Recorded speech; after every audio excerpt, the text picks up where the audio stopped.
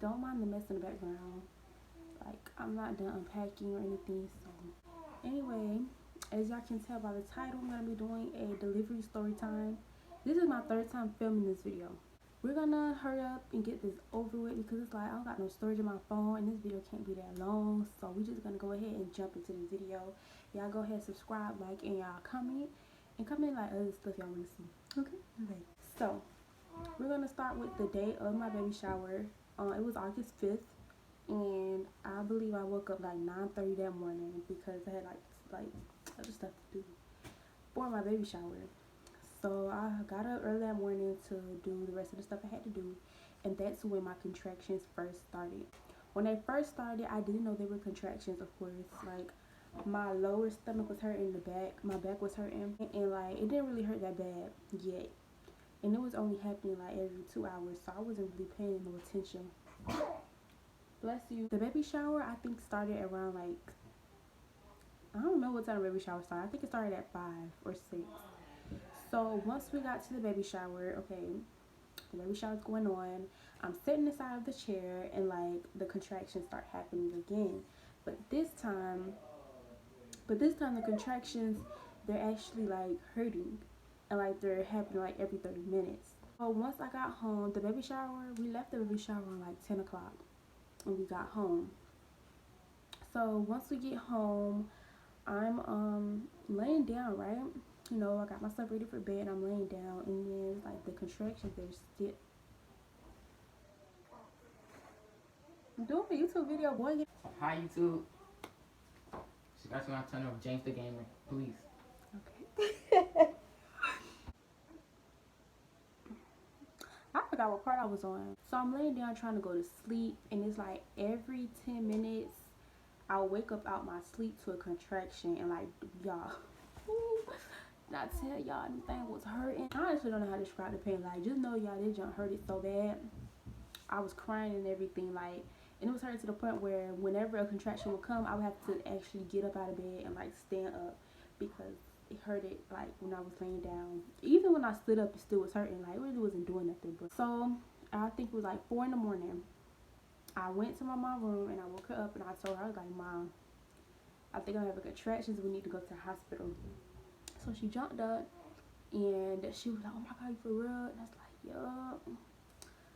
So the first hospital we went to, I forgot what it's called, but it was like right across the street from where we were staying. So we went to that hospital and I told the people what's going on, and then they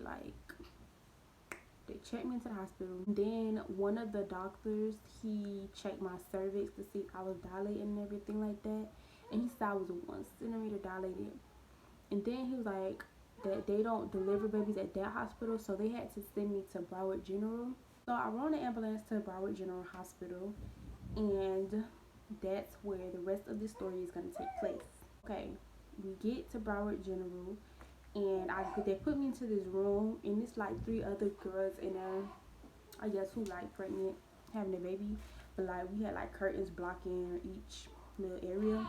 So I was in my little area, and they made me pee into this cup, I guess to see if I don't know why, but they made me pee into this cup, and then they was like sticking like a bunch of needles and stuff in me and all of that type of stuff. So I was like in that room for like a total of 3 hours. My mom was inside the waiting room, and then my baby daddy ended up coming, so both of them were in the waiting room together waiting for me to get my room, my assigned room,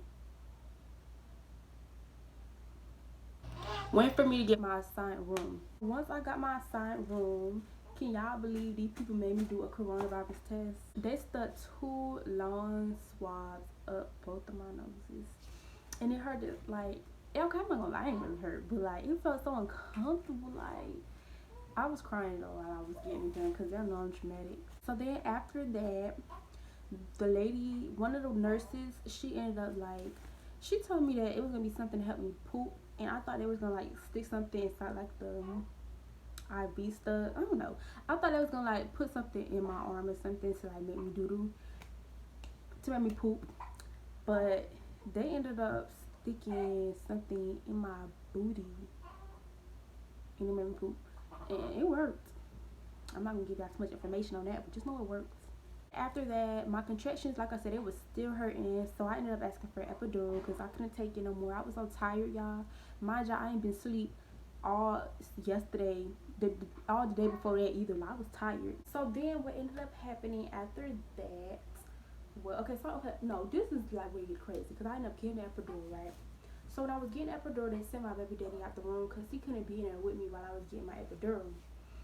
So after I got my epidural, the epidural put me to sleep, and I was out of there, like I was gone. So I don't know how long I was asleep for, but I woke up to like a bunch of nurses and doctors inside the room. And in my head, I'm like, what the hell? What's going on? So I was still kind of like drowsy and stuff. So I'm trying to figure out what's going on. And then one of the nurses, they tell me that I think my blood pressure was too high. My blood pressure was too high, and that was making my baby's heart rate too high. And they said that wasn't good, obviously. So they were trying to like lower my blood pressure and everything like that.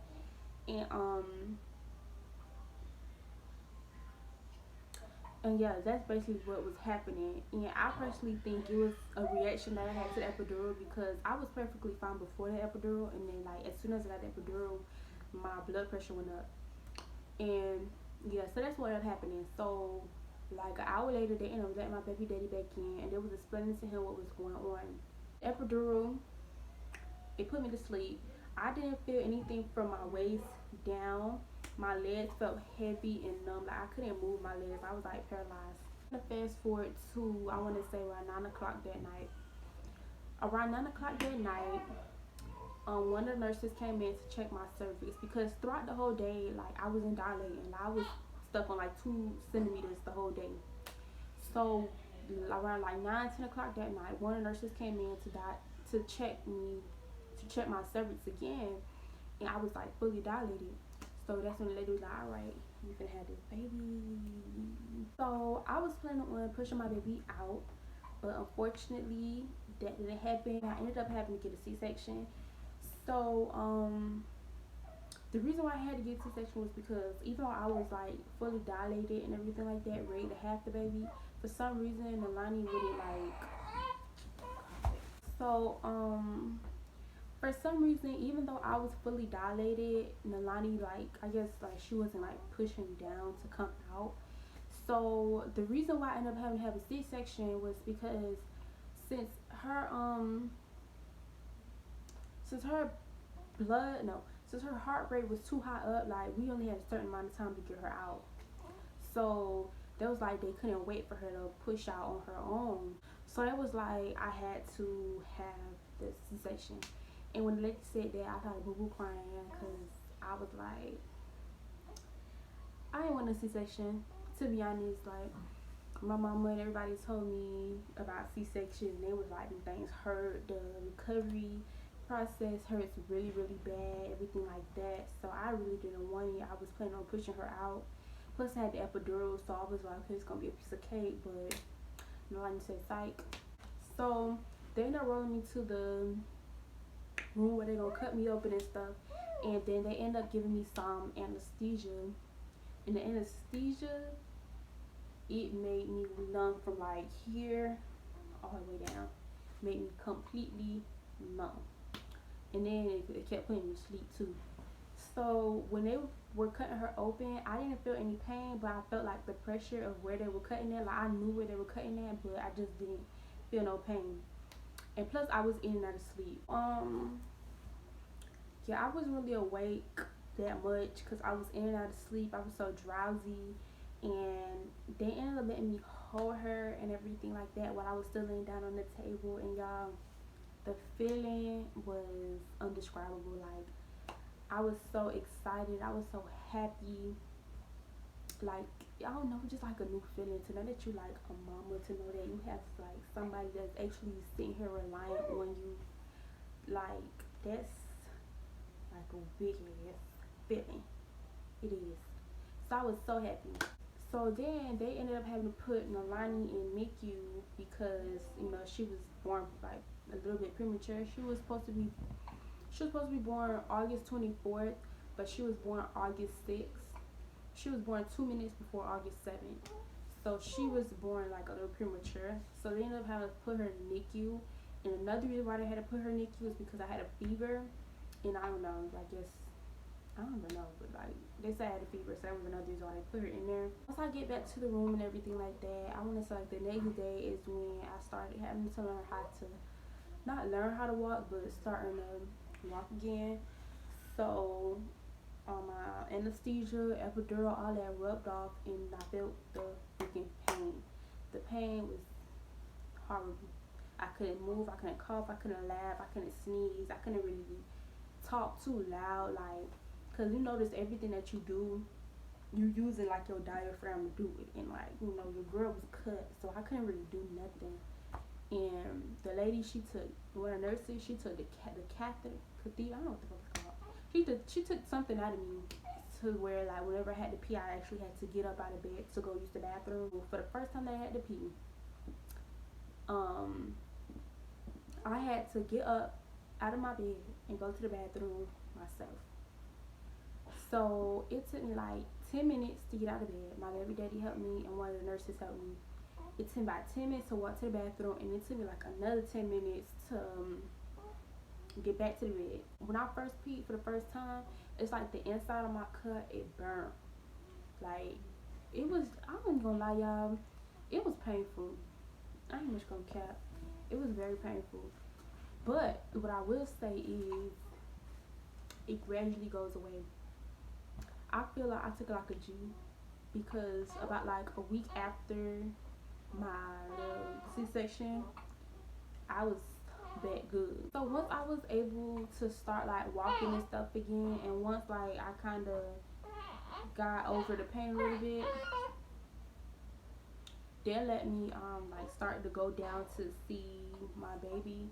So my baby daddy would like roll me down to the, I don't know what floor it was, but we had to go like in the elevator and stuff to go down to NICU. And I would be able to see her and stuff like that.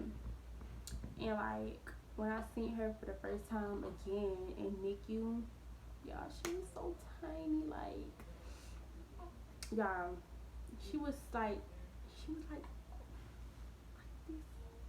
She was so small, and like, she did, oh my god, y'all, she did just like her dad.